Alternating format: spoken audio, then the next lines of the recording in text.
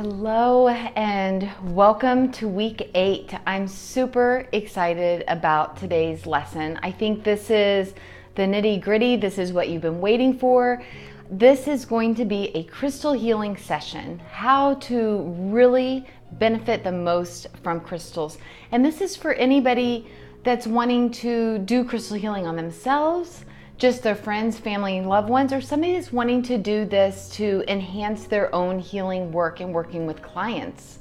You can do this for your yoga clients, your massage therapy clients, and your Reiki clients, just to name a few. Okay, so let's get started. The first thing that I do before even starting a crystal healing session is to set the space. And I really feel like that is so important to really take the time to set the space. It's going to change the whole way, the whole experience. Okay, so I first do that by cleansing the space. You can do that in a number of ways. Sage, of course, is one of my favorite ways to cleanse the space. You can do that by, burning the sage. If you have a client that's really sensitive to smoke, you can buy that lovely sage spray and just spray the room. And there's the Palo Santo wood. And I found this new one that is rosemary and lavender, and it's infused with a crystal. So that's a really fun one too, to cleanse the space. And I mean cleanse it by making sure your space is picked up, obviously, but I'm really talking about energetically cleansing that space. Okay. Then you want to set the intention. And I do this with my selenite wand, and I'm setting the intention for this space to be held to a sacred space, to facilitate healing in this space, and for the space to be cleansed of all energies that are stagnant or not of use for this. But the selenite wand's amazing. You can use the point to direct the energy wherever you want it in the room. And it has a very high frequency and it's cleansing.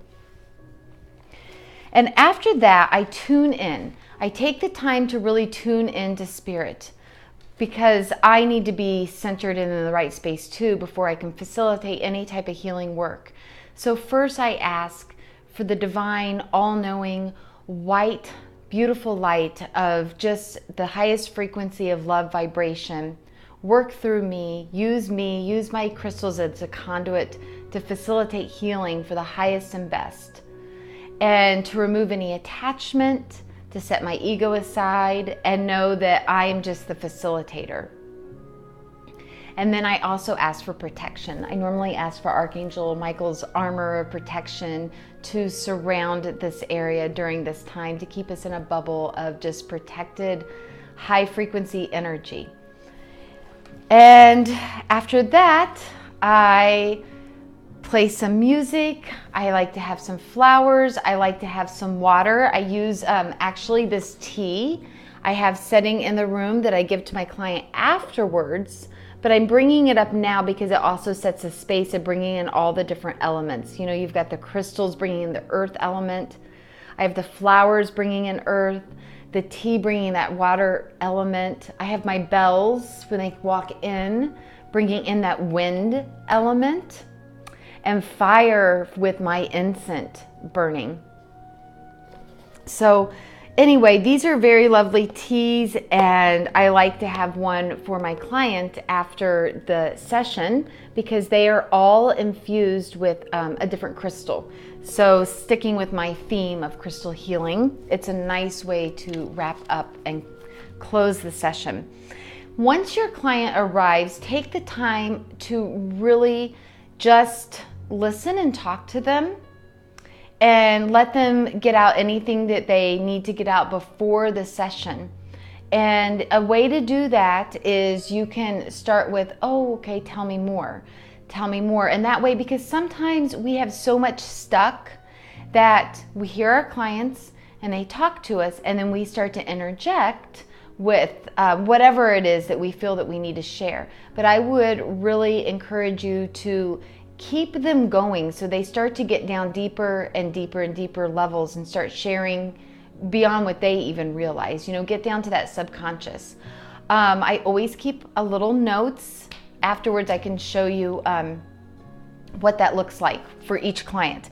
And then basically I have them lay down on the massage table fully clothed, and during the session, and this is what I'm going to be showing you shortly, but during the session, as they lay down, I'm going to be placing the crystals on their different chakra areas, okay?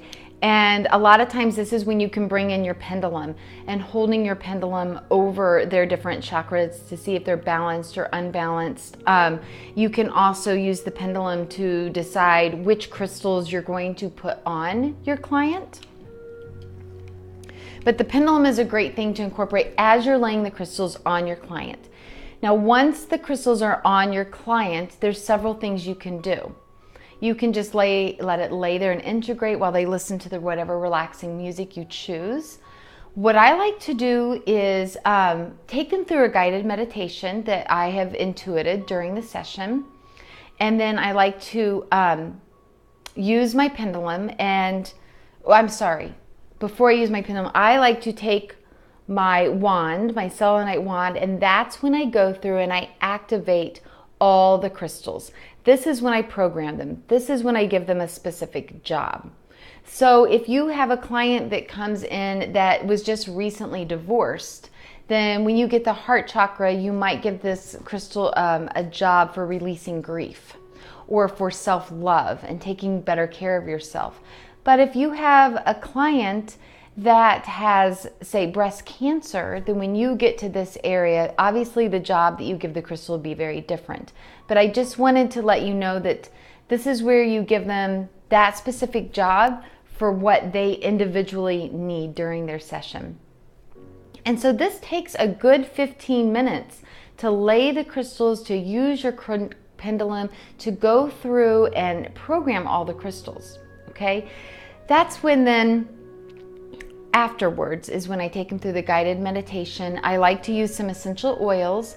If you're allowed to touch, if you're a massage therapist or somebody that's allowed to touch, this is a really nice time to do some reflexology or foot massage with essential oils. If you're not licensed or allowed to touch, then you can just use it over their face and just kind of cup it and let them breathe that in, okay? So that is what the session will look like. Then when you end, it's really nice to take a grounding stone, whether that be black tourmaline, black obsidian, smoky quartz, whatever is coming to you to use, and just hold that on their feet for a little bit.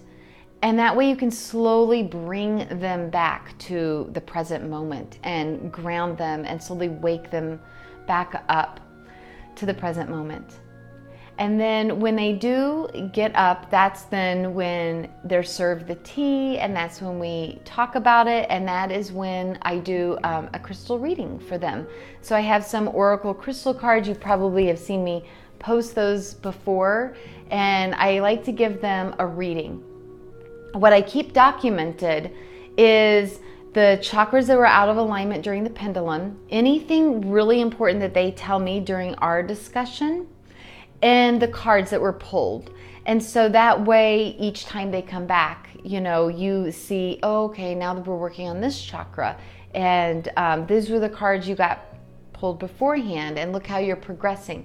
So it's really nice to keep that record when you are working with your clients. Okay, so I'm gonna show you a mini crystal healing session, and I hope that you enjoy that.